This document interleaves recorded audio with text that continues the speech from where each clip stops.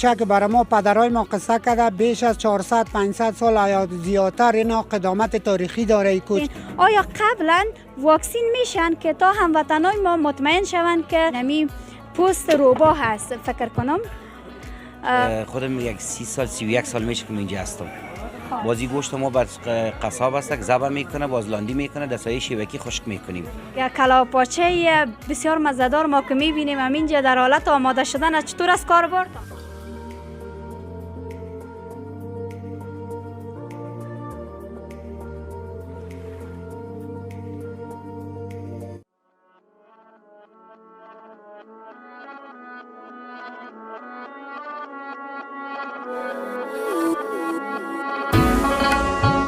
هموطنای عزیز سلام، وقتتان بخیر. امیدوار هستم صحت سلامت باشین و هر کجایی از دنیا که هستین جور صحت سلامت باشین.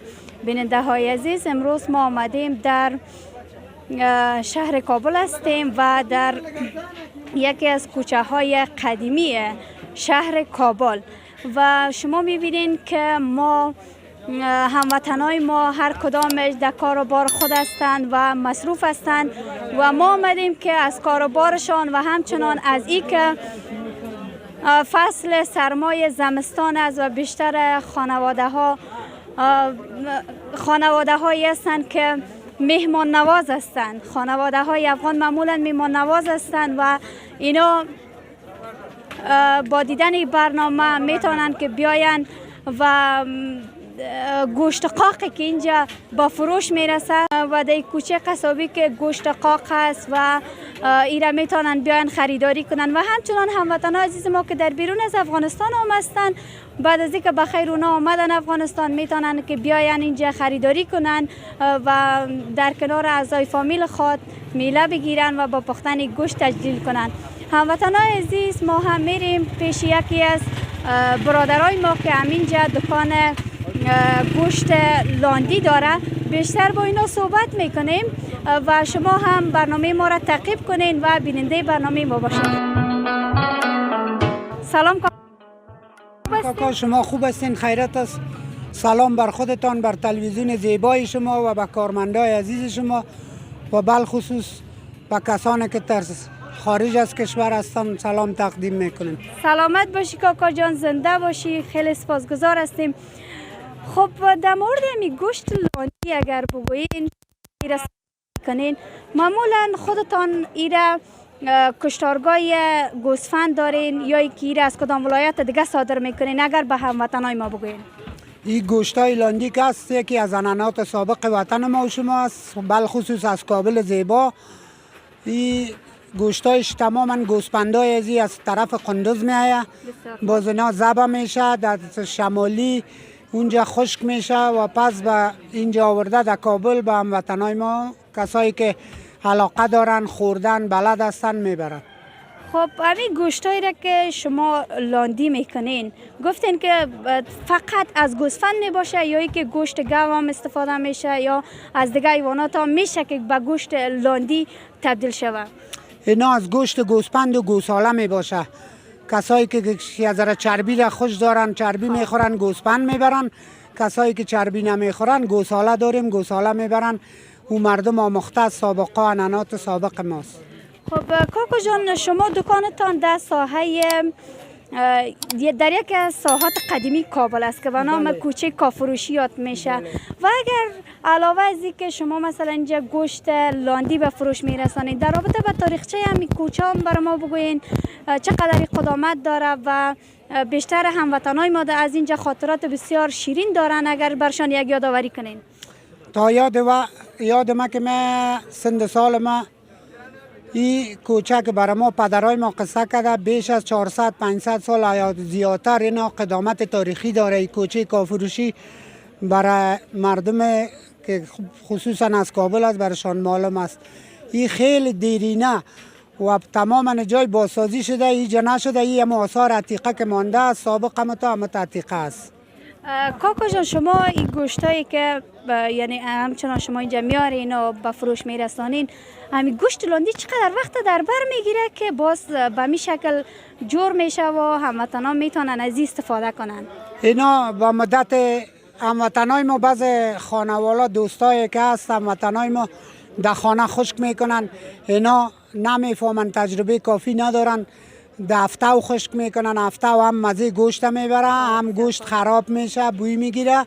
این تماما از روز که آدم خشک میکنه در سایه خشک میکنه، هفتاو نمیته، شمال رو باشه، این با مدت 2 ماه یا 2.5 ماه خوب صحیح خشک میشه.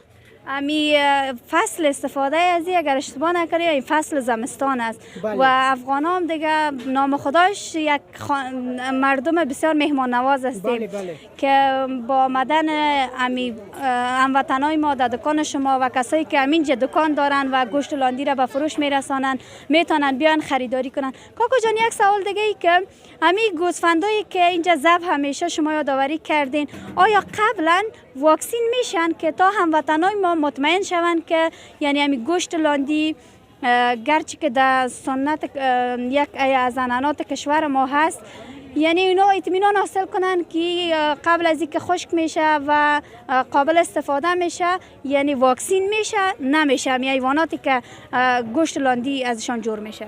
این گوسپندا که هست تماما از گوسپندای دیقان بر ما میاره.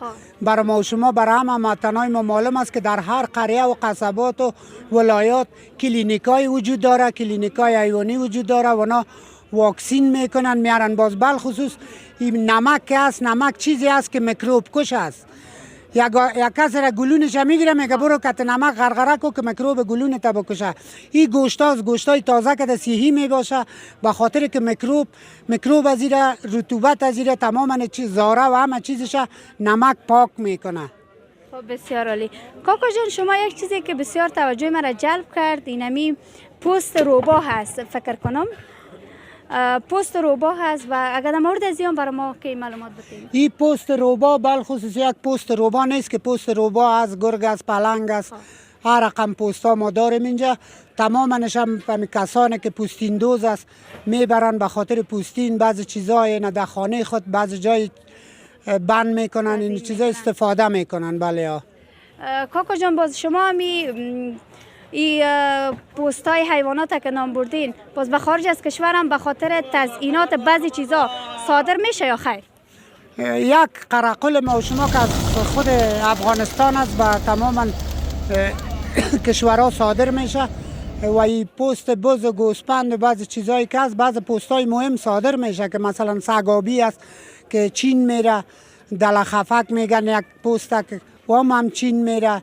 دیگه بعض پوستایی که خود از اونو خارج نمیخواه نمیرن، یک قرقل میره، پوستای اینمی سگابی و بعض چیزا میره. تشکر کاکا جان. سوال آخر پرسان نکنم.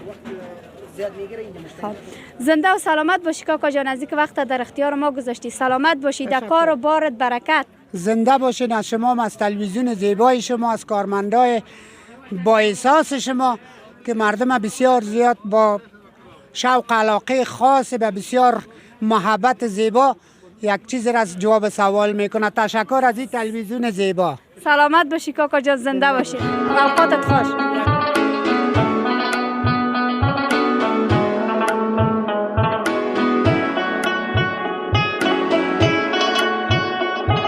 بیننده های عزیز، ما در کوچه کافروشی کابل هستیم و امروز قرار است به شما گوشت لاندی را به تصویر بکشیم که ما هم میرم داخل دکان با یکی از برادرای ما که اینجا مصروف کاروبار امی گوشت قاق هستند بیشتر صحبت میکنیم. سلام بیادر، وقت بخیر، خوب هستی؟ سلام همشیره، خوب هستین؟ صحت خوب، خیرتی است؟ سلامت باشی، زنده باشی. تشکر. خودتان معرفی داشته باشی. اسم بسم الله ربانی زاده، یکی از دکانداران کوچه کافروشی بغل مسجد پلخشتی. خب برادر، شما در ساحه کافروشی کابل چند سال میشه که دکان دارین و چقدر وقت میشه که از بابا کلانا یایمون از خودم یک 30 سال 31 سال میشه که اینجا هستم. خب 30 سال 31 سال از سن 7 سالگی که مدمی آمدیم تاله هستیم. خب بسیار خوب. شما دیگه ماشاءالله دکان گوشت قاق دارین دیگه. گوشت قاق بحث بنیگری و همچنان دیگه چیزایی هم است که شما اینجا به فروش میرسانین. در ابتدا در رابطه با گوشت لاندی بر ما بگوین که این گوشت شما چه قسم تیار میسازین و ایره خودتان در خانه میسازین یا که کشتارگاه دارین؟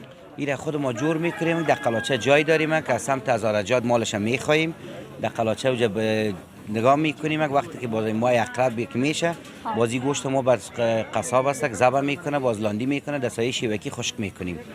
خب بسیار خوب. گوسفندش معمولا از طرف سمت شمال گفتیم که شمال هزارجاد از این سمت ها میخوایم ما. عاده یک 20 تا و 30 تا نمیشه نام خدا گوشت زیاد میخوایم مال زنده دیگه نمیشه باز کشتار قلاچه میکنیم دستای شیوکی خشک میکنیم. شما چند دانه دمی فصل زمستانی که فعلا ما شما قرار داریم چند دانه گوسفند ذبح کردین و چطور از باز فروشاتتان؟ فضل خدا خوب است، ناشکری نمیکنیم در حالت شکر دیگه. امسال غیب الله میگه که از 800 یا تا 800 گوسفند ما خشک میکنیم. امی 800 دانه گوسفند شما یک بار ذبح میکنین یا که همون متواتر؟ تا یک ماری جور میکنیم، تا یک مار جور میکنیم، جای داریم اونجا جور میکنیم باز برای دکاندارا خود به فروش میرسانیم برای همشریای خود. خب بسیار زیاد تشکر. شما گفتین که همین گوسفندایی که میای از سمت شمال است و شما اینجا کشتارگاه دارین، همین گوشت لاندی چقدر وقت در بر میگیره که به این شکل آماده میشه؟ گوشت لاندی فقط هوای خوبش باشه، تا هوای صاف باشه، شمال باشه 20 روز الا یک ماه که خوب خوش شود. این دیگه سر هواست. اگه هوای کبری باشه رطوبت باشه باز بسیار تال میخوره.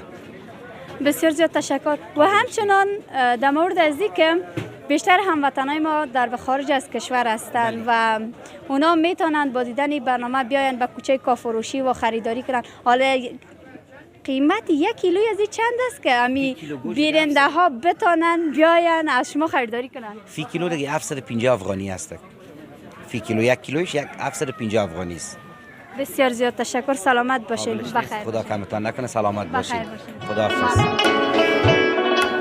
بیننده های نازنین ما در کوچه کافروشی کابل هستیم و میریم به طرف یکی از رستوران هایی که اینجا کلاپاچه پخته میکنه و بیشتر در این مورد با ایشان صحبت میکنیم که ببینیم کاروبارشان چه قسم است و مشتریاشان رفت آمد دارن ندارن. در رابطه با همین صحبت میکنیم و شما هم فصل زمستان است میتونید که بیاین و از همین کلاپاچه مزه‌دار وطنی خودتان استفاده کنین. شما دیگه مرا تعقیب کنید.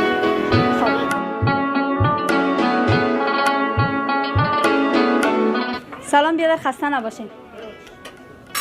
سلام استاد، خسته نباشی. خوب هستی؟ تشکر، زنده باشی. تشکر، خودت خوب هستی؟ سلامت باشی. و خیر باشی، زنده و سلامت باشی. تشکر از اینکه ما را وقت دادی. خب دیگه کلاپاچه بسیار مزه‌دار ما که می‌بینیم همینجا در حالت آماده شدن، چطور از کاربارتان؟ شکر خدا خوب، فضل خدا کار ما. حالا وقت پاچه خوری که زمستان است، نسبتاً از گرمی که در زمستان مردم زیادتر میخوره این چیزا را. باز چطور از رفت آمد همشهریان نزد شما؟ رفت آمدشان ما راضی هستیم، فضل خدا. مردم میاین، مشتریای ما داریم، مشتری خدا ما میاین دیگه، همین جنان خدا را میخورن. بسیار زیاد تشکر. خوراک قیمت فی خوراکش چند است؟ او قدر قیمت نیست، 80 روپه و 100 روپه است. از او پایان ترش هم است، مردم تا 20 روپه و 10 روپه هم نان میتید. بسیار زیاد. اینه دیگه شما یک چشم امید مردم هستی که اینجا بیاین و پیش شما اشتیا داشته باشن و بگیرن. اقتصادی هم مردم زیادتر میخوره در فصل تا زمستان. خب در رابطه با ازی بگوین که شما چه قسمی رو آماده میکنین، چقدر وقت در بر میگیره؟ این خب پخته کردنش یک تقریبا 17 ساعت شاید در بر بگیره. ما که امروز 3 بجه را در دیگ مندازیم، صبح ساعت 4 بجه یا 5 بجه. حالا خب روزا یک ذره کوتاست، همین 6 بجه پس سر دیگ آواز میکنیم، یعنی تقریبا 16 ساعت میشه. شما روزانه باز چطور از مشتریتان گفتین که میاین و شکرگزاری کردین، باز در این اواخر خب کم نشده؟ نسبتا بسیار کم شده. حالا ما یعنی قدامت ما 40 سال میشه. 40 سال میشه ما در طول خود شاید مردم یک ذره اقتصادش ضعیف باشه، اگر نه چیزا رو مردم زیادتر میخوره، اما گفته یگان تا شاید جیبای مردم خالی باشه نسبتا کم شده. ما همه عالم راضی هستیم، در وطن خود هستیم، خدمت به مردم میکنیم، راضی هستیم. خب بیشتر هموطنای ما که هستند در بیرون از کشور هستند و اونا هم علاقمند به این هستند که وقتی به افغانستان بیاین و از این کلاپاچه وطنی خود ما استفاده بکنن. آیا شما مهمانای خارجی داشتین نداشتین و اگر نداشتین اگر یک پیامی داشته باشین به هموطنای ما که در بیرون از کشور هستند وقتی که به خیر افغانستان آمدن و پیش شما بیاین و از این کلاپاچه مزه‌دار شما استفاده کنن؟ ما خوشبختانه که بسیار مردم از کشور خود ما که مهاجر شدن در بیرون، از آلمان اینجا میاد پیش ما، از جرمنی یک نفر است که میاد هر سال که میاد اینجا باز 15 روز 16 روز که پیش ما میباشه، همینجا فقط نان میخوره، میگه هیچ جای دیگه من نمیرم.